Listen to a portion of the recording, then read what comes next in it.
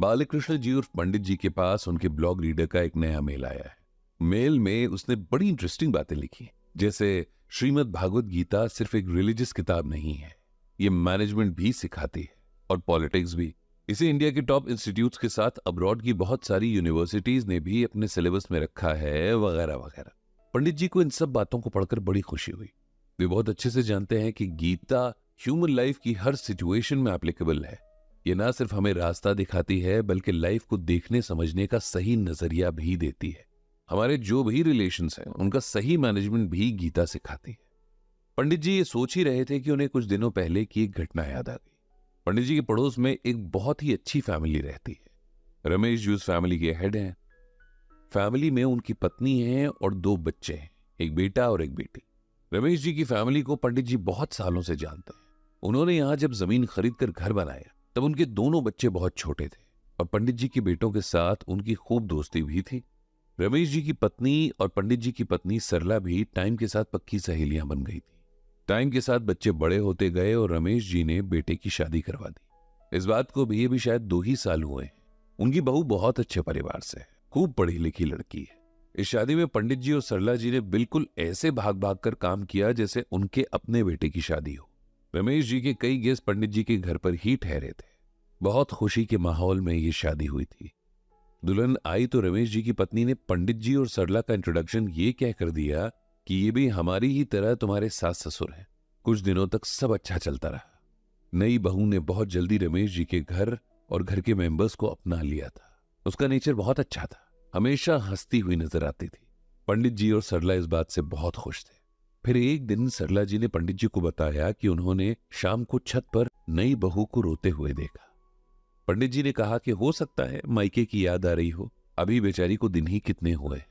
सरला जी को भी उनकी बात सही लगी। उन्हें तो इस एज में भी जब मायका याद आता तो वो रो पड़ती हैं। फिर बहू तो अभी अभी अपना घर छोड़कर आई है, लेकिन इसके बाद आए दिन सरला को बहू छत पर सबसे छुपकर रोते हुए दिख जाती है। अगर सरला जी से सामना होता तो ऐसे जताती जैसे कोई बात ही नहीं है। सरला जी ने रमेश जी की पत्नी से पूछा कि बहू को मायके कब भेज रही है, उसका सबसे मिलने का मन होता होगा नहीं? तो उन्होंने कहा कि अभी पिछले हफ्ते ही बहू मायके से आई है। सरला जी ने उन्हें बहू को रोते हुए देखने वाली बात नहीं बताई, क्योंकि वो नहीं जानती थी कि उनकी सहेली इस बात को किस तरह लेगी, कहीं बहू को कुछ बोल ही ना दे। हालांकि उन्होंने पंडित जी को ये सब बताया था और पंडित जी को अब भी इसमें कोई सीरियस बात नजर नहीं आई थी। उल्टा उन्होंने सरला जी से कहा कि याद है जब हमारा बेटा राघव पढ़ाई के लिए दूसरे शहर गया था, तब कैसे हर दूसरे दिन हॉस्टल से कॉल करता था कि उसका मन नहीं लग रहा, उसे घर वापस आना है। कई बार तो रोने भी लगता था। हो सकता है कि इस लड़की को भी एडजस्ट करने में टाइम लग रहा हो। आखिर हर कोई एक जैसा तो नहीं होता, कोई कम तो कोई ज्यादा इमोशनल होता है। सरला जी को तो पंडित जी ने समझा दिया था, लेकिन खुद भी उन्हें कुछ बातें अजीब लग रही थी। बहू जब भी दिखती उदास सी लगती, उसके चेहरे पर एक फीकी सी हंसी होती। पंडित जी पूछना चाहते, लेकिन ये सोचकर रुक जाते कि कहीं बहू को बुरा न लग जाए। वो तो नई है इस माहौल में, उसे क्या पता था कि रमेश जी के बच्चों से उन्हें कितना स्नेह है। एक बार रमेश जी और उनकी पत्नी कहीं बाहर गए थे। जाते हुए सरला जी से कहकर गए थे कि बहू पूरा दिन घर में अकेली होगी तो उसका ध्यान रखना। उन्हें 2-3 दिन बाद वापस आना था। उस शाम जब रमेश जी का बेटा ऑफिस से लौटा तो उसका अपनी वाइफ से किसी बात पर झगड़ा हो गया। उन दोनों के लड़ने की आवाजें बाहर तक आ रही थीं। पंडित जी को ये अच्छा तो नहीं लगा कि लोग तमाशा बनाने की फिराक में रहते हैं। इसीलिए उन्होंने सोचा कि जाकर दोनों को चुप करवाएं और शांति से बात करने को कहें। जब पंडित जी उनके घर गए तो माहौल बहुत सीरियस था। बहू अपने कपड़े पैक कर रही थी कि उसे अब यहां और नहीं रहना। बेटा अलग भुनभुना रहा था। पंडित जी ने किसी तरह बहू को शांत किया और उसे अपने घर ले आए। घर आकर सरला जी ने बहू के सर पे प्यार से हाथ रखा तो बेचारी जैसे अपने आप को रोक ही नहीं पाई और जोर जोर से रोने लगी। सरला जी ने उसे रोने दिया ताकि उसके मन का गुबार बाहर आ जाए। उसे पानी पिलाया और फिर बड़े प्यार से पूछा कि आखिर क्या बात हो गई है जो इन दोनों में इतना बड़ा झगड़ा हो गया। इसी बीच पंडित जी रमेश जी के बेटे यानी रोहित को भी बुला लाए थे। उन्होंने सोचा कि दोनों को आमने सामने बिठाकर उनकी मिसअंडरस्टैंडिंग्स दूर करनी चाहिए, नहीं तो बात बिगड़ती ही जाएगी।